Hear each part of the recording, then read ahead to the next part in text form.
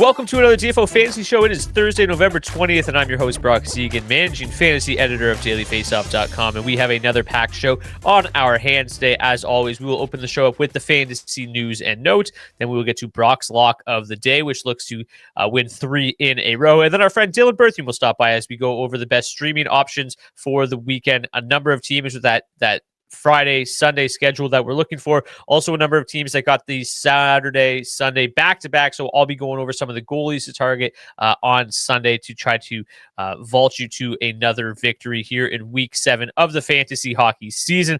But let's get into the news and notes. First, we got a lot to get through today. We will start with Austin Matthews. He skated on Wednesday, but head coach Craig Berube said he's doubtful to play Thursday against Columbus, but it does look like he could be back for the weekend. So finally, some positive injury news for the Toronto Maple Leafs, but it does look like they are going to be extremely shorthanded against the Blue Jackets tonight. Now we move along to the Boston Bruins, where Charlie McAvoy underwent facial surgery on Wednesday and is out indefinitely. No timetable for his return, kind of what we expected to happen, and we're not going to see Charlie McAvoy in the near future. Now to Florida, the Panthers. Matthew Tkachuk has reportedly started skating and could be on track to return to the Panthers lineup in the Winter Classic or around the Winter Classic, which is obviously at the start of January. So good news for the Florida Panthers, and obviously Team USA in the Olympics as well could have Matt Tkachuk back. And sticking with the Panthers, we talked about it a little bit yesterday with Beebs, but Eetu Luostarinen is week to week after suffering burns during a barbecue incident. Very rare. I don't think in my over a decade at dailyfaceoff.com, I'm not sure I've ever reported a barbecue burn injury, but this is a first. Obviously, Jack Hughes injury last week. A couple of weird ones over the last few weeks. Really interesting injury there. Now let's go to Nashville. Roman Josi returned to practice on Wednesday. There was no update on his timeline, but obviously returning to practice is the first step to returning to the lineup. So it's an encouraging sign that he should be back soon. So if you're missing Josi on your fantasy blue line, his return is certainly getting closer. Matt Duchene of the Dallas Stars traveled with the team to Vancouver for the start of their four-game road trip, which kicks off in Vancouver on Thursday. It's unclear if he'll play tonight, but he should be back at some point in the next week. They've got 4 games jammed in Western Canada over the next week. So Duchene should be back at some point during that trip. Valeri Nichushkin of the Colorado Avalanche was a limited participant in practice on Wednesday. He remains week to week, but again, encouraging to see him get back on the ice. Next step will be to shed that non-contact jersey and get back into full practice, but still week to week, but it looks like he could be back in the next, couple of weeks at least. And then lastly, some good news here for Winnipeg. They were able to lock up their third line center, Adam Lowry, to a 5-year extension worth $5.0 million AAV, and that is going to wrap up the news and notes for November 20th. Now let's get to Brock's lock of the day, and this segment is a presentation of Betway. Join the action and download the Betway app. Create an account today and enjoy our sign-up bonus. 18 plus, please play responsibly. Yesterday, Matt Coronato was able to hit for a second straight day. Once again, he made it a little sweatier than we were willing or wanting for, but he was able to hit the third shot in the third period to win for us on back-to-back nights. So shout out Matt Coronato for that. But tonight's Brock's lock of the day, a little bit better odds than we're used to playing with now. We got Roope Hintz over 2.5 shots on goal, and the payout is plus 140. So really nice value here on Roope Hintz tonight. Hintz has hit the over 2.5 shots on goal in 6 of his last 9 games. That's a 66.7 hit rate, which is the equivalent of minus 200. And even for the season, he's hit this in 9 of 15 games, which is 60% or the equivalent of minus 150. And you get it at plus 140 tonight against a Canucks team that gives up the second most shot attempts in the NHL this season. And it's not gotten any better over their last 10 games. They've given up the second most shot attempts still and the third most shots on goal. So it's an absolutely great matchup for Hintz, who comes in averaging 3.0 shots on goal and 4.2 shot attempts per game in his last 9 games. So Really like the value here at plus 140. Give me Roope Hintz over 2.5 shots on goal at plus 140. And if you want to earn a chance to get a free month of 5v5 hockey premium betting tools, all you got to do is comment your favorite bet of the day. And if it hits, you're entered in to win a free month during a draw on next Tuesday's episode. So Brock's lock of the day, Roope Hintz, over 2.5 shots on goal, plus 140. And now let's welcome in our friend, Dylan D. Berthiaume. We're going to talk about the weekend streamers. D, how's it going, bud? Brock, doing good, man. How we doing? Congrats on the lock. Yeah, thanks. Hey, Matt Coronado, a little sweaty over the last couple days, but you just win's a win. They don't ask how many. It's how you get there. Let's get to some weekend streamers. We got a busy weekend in the NHL. Really only 4 games on Friday, 6 games on Sunday, but a lot of teams matching up with that Friday-Sunday schedule. So we got a busy weekend ahead. And if you're new to fantasy hockey, first year playing, or new to the Daily Faceoff Fantasy Show, what we talk about here is picking up players and streaming them in spots when they play Friday, Sunday, because those are the light nights this weekend. On Saturday, you're going to have a full schedule, but if you pick up somebody headed into Friday, you can get 2 games out of them this weekend and really maximize your games played. So those are the players we're focusing on. We talked about it at the start of the week with streaming options for the entire week, but right now, this segment, we focus on just the weekend. Guys, you can get into your lineup for Friday, Sunday, maximize those game played, and hopefully push you over the edge this weekend. So why don't we get started? The Boston Bruins, the Buffalo Sabres, the Carolina Hurricanes, the Chicago Blackhawks, the Minnesota Wild, and the Winnipeg Jets all have the Friday, Sunday schedule. So those are the teams we're going to be focused on today. Why don't we get started with the Boston Bruins? Yeah, Bruins are in LA on Friday, in San Jose on Sunday. So a little California road trip for the Bruins. Marat Kuznitanov, don't ask me to say it again, center 4% owned, second round pick of the Wild in 2020, out in Boston now, currently first line with David Pastrnak and Morgan Geekie. First power play unit as well. Hasn't quite taken full advantage of the opportunity just yet, but does have 2 points in his last 4 games. Worthy gamble if he maintains this usage this weekend. Available in over 95% of leagues. Don't really love the rest of the Bruins roster right now, but I do think in banger leagues, you can take a look at Mark Kostelic and Tanner Jeannot as well. Anyone else here that you want to touch on before we move on to Buffalo, Brock? Yeah, haven't really seen much from him yet, but Mate Blumel is on that second line and has been, was on that top power play unit for a moment. He's on the second power play unit now. I think he's a kid that's obviously had really good numbers at the lower levels, and if you're really desperate in deep leagues, I think he's a deep league show. But yeah, I wrote up the Bruins at the start of the week, and really there's not much to talk about unless Pavel Zacha is maybe still floating around on your waiver wire. Yeah, I think he's at about 50% owned. And then Hampus Lindholm, too. He's seen his ownership gone up in the last week with McAvoy being out, but still first power play unit. You can do worse. I just think with this many teams, you could probably stick to the skater or the forward positions this weekend. 100%. Let's get to the Buffalo Sabres. Buffalo hosting the Blackhawks on Friday, and then the Hurricanes come to town on Sunday. Josh Doan finds himself on that top line alongside Tage Thompson and Alex Tuch, while also featuring on the second power play unit. Still just 15% owned. He's got 3 points in his last 4 games, averaging around 16 minutes a night in that span. Certainly worth a roll of the dice this weekend, even with that tough matchup spread that the Sabres got. And then in deep leagues, I want to give a shout out to Isaac Rosen, 1% owned, first round pick from back in 2021, recently promoted from Rochester.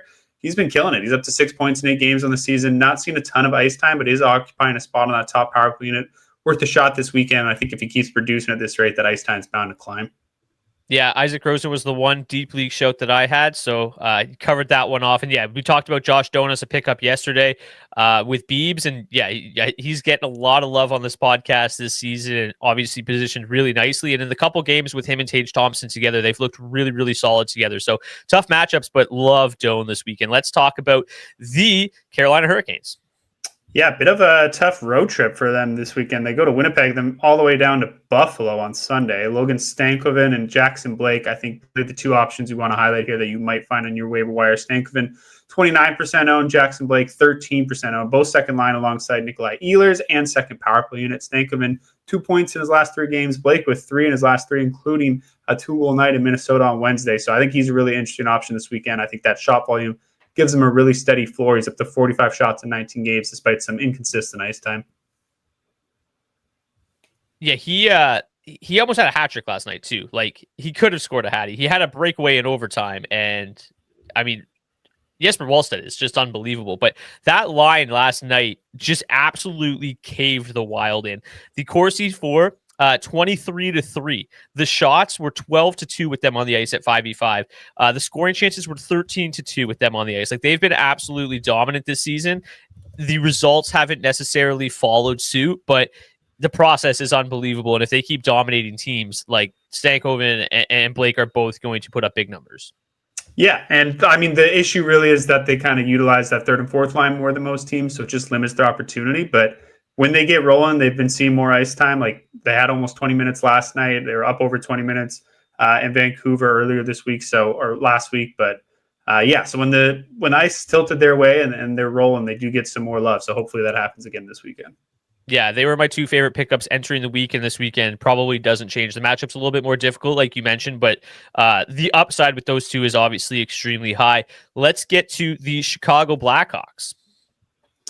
Blackhawks are in Buffalo on Friday, and then they travel home to host the Avalanche on Sunday. Andrei Burakovsky, 24% owned, potentially my favorite target of this entire weekend slate. The more exposure you can get to Connor Bedard right now, the better. And Burakovsky is skating alongside him at 5v5. And on the power play, he's got 15 points in 17 games on the season, including 5 in his last 4. I think he's easily one of the best bets you can make this weekend, available in over 75% of leagues.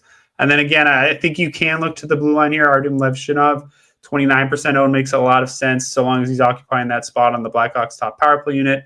But again, we're looking more towards the front of the lineup. Toivo Teravainen, 19%, also a major feature on that first power play unit, 4 points in his last 4 games while playing over 22 minutes a night. Teravainen, as we've talked about a lot over the years, not the best goal scoring threat, but a really safe bet if you're looking to assist or just pad some raw points this weekend. And then in the deepest of leagues, I think Ryan Green is worth a punt so long as he's holding down a spot alongside Burakovsky and Bedard on the top line. He's got points in back-to-back games, flirted with 19 minutes a night over the last 2 weeks. Not the highest floor, but I think he makes a lot of sense in deep leagues this weekend given that exposure. Anyone else you like in Chicago, Brock? Yeah, just kind of similar to Ryan Green. I think that Oliver Moore is worth a show. Obviously, him and Frankie Nazar have looked pretty good together on that second line. He's picked up 5 points in his last 6 games. It doesn't look like the most sustainable production, but we're only looking for him to stay hot for a couple games. Obviously, really high pedigree with Moore as well. So I think with Nazar and Teravainen, he could be in a worse spot in the lineup.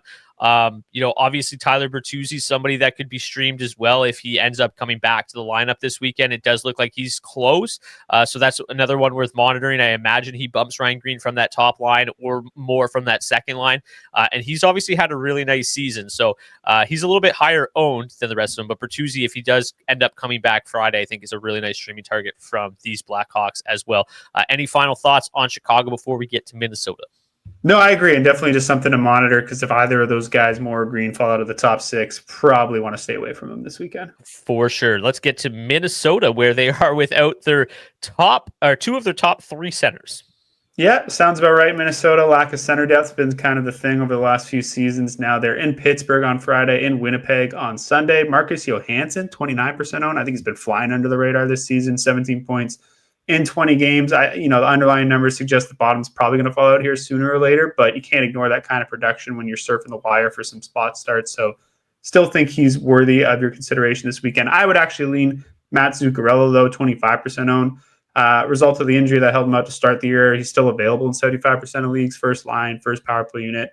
We know the deal with Zuccarello. Again, another guy that's not going to fire the biscuit a ton or find the back of the net very often, but always a great target if you're chasing assists. So certainly worth some consideration this weekend. And then one very obvious target in Minnesota this weekend in deep leagues is the 14th overall pick of the 2021 draft, Danila Yurov, 1% owned. He is the one as a result of those injuries, skating with Zuccarello and Kaprizov on the first line. As of Wednesday, while also seeing some time on the second power play unit, picked up a pair of assists. So don't imagine that changes ahead of Friday's game and hopefully into Sunday as well. 3 points in his last 2 games. So very intriguing option this weekend if he continues to center Kaprizov and Zuccarello. Anyone else in the Wild you want to take a look at this weekend, bro? No, you covered them off perfectly. I think just one thing on your off, obviously, 2 assists last night. I just mentioned the Wild did kind of get caved in against the Hurricanes, but a couple of easier matchups in Pittsburgh and in Winnipeg this weekend. I think they'll be able to find a little bit more room out there, a little bit more success, and obviously Skate with Kaprizov and Zuccarello is great. And just a quick note on Zuccarello. Obviously, it seemed like they eased him into the lineup a little bit. 16 minutes, 17 minutes his first 2 games, got up to 18 minutes in his third game, and he's averaged north of 20 minutes, almost 21 minutes in his last 4 now. So training wheels kind of fully off again, and he's looked really, really solid. Scored a goal and an assist last night. Like, he's picked up kind of right where he's left off, and we've seen Zuccarello and Kaprizov have a lot of success together in the past, and I think obviously Yurov, is probably not really in danger of losing that spot because they don't have any other options. Rossi's out for a while. Hartman's out for a while. I don't imagine they move Eriksson up and leave Boldy kind of by himself. So yeah, Yurov seems like he's in a good spot for at least the short term right now. Let's close it out with the Winnipeg Jets. Yeah, Jets, I mean, typically don't offer us a ton of value on the wire. And with, the weekend streaming teams being as deep as they are with 6 of them, not my favorite options, but I do think there are still some names worth mentioning here, particularly in shallower leagues.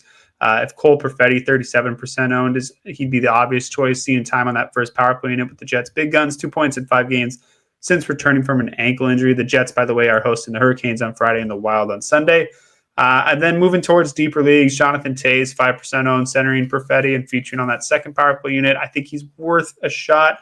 Not the highest floor and not a ton of upside given the usage of late, but still think if you're, desperate, he's got a good chance of at least finding the score sheet once this weekend. And then a quick shout out to old friend Nino Niederreiter, 11% owned, has been surprisingly productive with 13 points in 19 games this season, despite featuring primarily on that Jets checking line alongside captain Adam Lowry, 4 points in his last 4 games for Niederreiter. Does also see some time with Toews on that second power play unit. So again, not the most upside, but still a name worth considering. And I wouldn't be surprised if he finds the score sheet at least once this weekend. Yeah, just one thing on Perfetti and Toews. I was really staying away from that second line, particularly Toews, early the season because the underlying metrics were just absolutely disastrous. Like, they were so bad. They weren't generating literally anything of substance. But since Perfetti returned, that line's really starting to come together. I mean, a 74 Corsi 4 is really, really high. 2.9, 7 expected goals for per 60, 30 scoring chances. 28 scoring chances for, 12 high danger chances for. Like, they are generating a healthy amount of offense. And I think that Toews and Perfetti, the numbers are going to start to flow a little bit with the underlying metrics a lot better than they were early in the season. So I think Toews now is a much better option than he was kind of 3 weeks ago. Any final thoughts on any of these streamers? Kind of maybe outline who's your top 3 of the week. Yeah, I really like Burakovsky. As I said, I think, he would be the top option here. He's probably, even worth considering in standard leagues and holding on to a little bit as long as he's holding down that usage, just with how hot that top line is in Chicago right now. I think Zuccarello, again, another guy who's always worth a spot on the roster if you got room for him. Like you highlighted the usage there, he's always going to be tied to Kaprizov. So the assists are going to be steady with Zuccarello so long as he's still playing. And then I think Jackson Blake, 13% owned. Like I said, or as you alluded to, that line been creating so much offense, and they really do lean on them when they're playing well at almost 20 minutes last night. So I think if that happens again this weekend, Blake's going to be, around 6-7 shots for the weekend and a good bet to find the back of the net. Let's talk about some goalies that you could potentially stream on Sunday. Again, obviously, we don't have a crystal ball. We don't know exactly how the coaches are going to manage these rotations, but these are our best guesses, and obviously, you're kind of limited to the backups anyway. So we've got 5 teams that have back-to-backs on Saturday and Sunday. So we got 5 teams to look at here on Sunday to potentially save your week. The Calgary Flames, the Colorado Avalanche, the New York Islanders, the San Jose Sharks, and the Seattle Kraken are those 5 teams. We can get Colorado completely out of the way because obviously both Mackenzie Blackwood and Scott Wedgwood are very high owned. I think Wedgwood's up to 86%. Blackwood's still around 95%. So you're not going to be able to stream. So we're really only looking at 4 goalies. My favorite of the bunch is probably David Rittich, who would potentially get the Seattle Kraken on Sunday. The problem is that the Islanders have kind of been rotating Rittich and Sorokin goes on Thursday against the Red Wings. So there's a potential that it's Rittich against the Blues on Saturday, which leaves you kind of screwed, and nobody's going to be able to stream Sorokin on Sunday. But if they go Sorokin against the Blues, it would leave David Rittich 4% rostered against the Kraken on Sunday. He's been somewhat inconsistent this season, had some rough starts, but he still maintains a 71.4 quality start percentage, and he's won 5 of his 7 starts with a 299 goals against average and an 896 save percentage. And obviously the Kraken, one of the worst offenses in the league, so pretty good Sunday matchup for Riddick if he gets there. Then Sunday would be Devin Cooley, possibly. He started last night in Buffalo for the Calgary Flames, so we imagine that they will come back with Dustin Wolf on Saturday. So Cooley, again, just 4% rostered, and he has been absolutely phenomenal in his limited action. They have leaned on Dustin Wolf extremely heavily, but Cooley picked up his first win last night, 1-2-1, despite leading the NHL in goals against average with a 180 and save percentage with a 935. 100% quality start percentage. He's been great when called upon. And obviously, if Wolf goes Saturday in Vancouver on Sunday, is a pretty good matchup for Cooley to pick up win number 2. And then the last 2, not my favorites, but Alex Nedeljkovic potentially getting the start Sunday against the Bruins. The matchup is solid enough. The Bruins offense has been surprisingly, good, and they're missing some key players, but still put up 3 against the Ducks last night. So they are scoring, so it's not the greatest matchup, but Nedeljkovic, really rough start to the season. Same with Yaroslav Askarov, really, and both of them have come on strong as of late. Nedeljkovic is 2-1-1 with a 197 goals against average and a 932 save percentage in his last 4 outings. So the matchup is solid, not amazing. I think he's a decent fallback option if both Riddick and Cooley are gone or they don't start on Sunday. And then the fallback option of the fallback option is Philip Grubauer on Sunday, also 4% rostered. He's actually been okay this year in limited action, 221 goals against average and a 903 save percentage in 5 appearances. 3 of those being starts. But his long-term track record is less than ideal. The good thing that he's got going for him is that the Seattle Kraken do defend well. They just don't score a lot. So I don't know if they necessarily are going to win that game against the Islanders on the road. But again, if we're talking a Hail Mary last resort, your splits don't matter. You're just chasing a win. Grubauer is the kind of the 4th of 4 options. D, are you in agreement with me in terms of the order of those, or would you shuffle it around a little bit? Yeah, no, I agree. I mean, I might prefer Cooley just because I think he gives you a little bit more protection in the splits than whoever gets to start on Long Island. I will say, I'm in some 8 and 10 team leagues, and Sorokin's been hitting the wires. So I don't even know if we're that far off of that happening in standard leagues if his performance keeps where it's at and they keep rotating, because obviously you're not going to rack up a lot of wins anyway. Sorokin's normally a guy that you play for the volume and for the splits. So if he's not giving you that, yeah, could see him hit some more waiver wires before too long. So yeah, he might be out there in more shallower leagues. If that's the case, I probably trust him a little bit more than Cooley, just with the track record and given the matchup. But otherwise, I think in more standard formats, you hit it. I think Cooley is a pretty good bet right now. And I don't hate the idea of throwing a dart with Grubauer either. I don't think they're going to be too heavily favored. The Islanders that is in that game. I'm probably looking at maybe plus 125 to plus 140 range for the Kraken, I would imagine, on Sunday.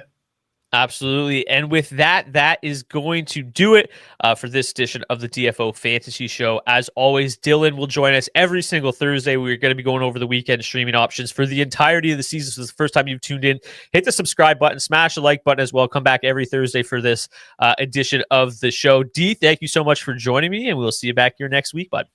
Cheers, bud. Have a good one. Thanks for watching this video. If you want more great fantasy hockey and betting content from myself, Carter Hutton, Matthew Barnaby, and the rest of the DFO analysts, make sure you subscribe to the DFO Fantasy and Betting YouTube channel today and never miss a minute.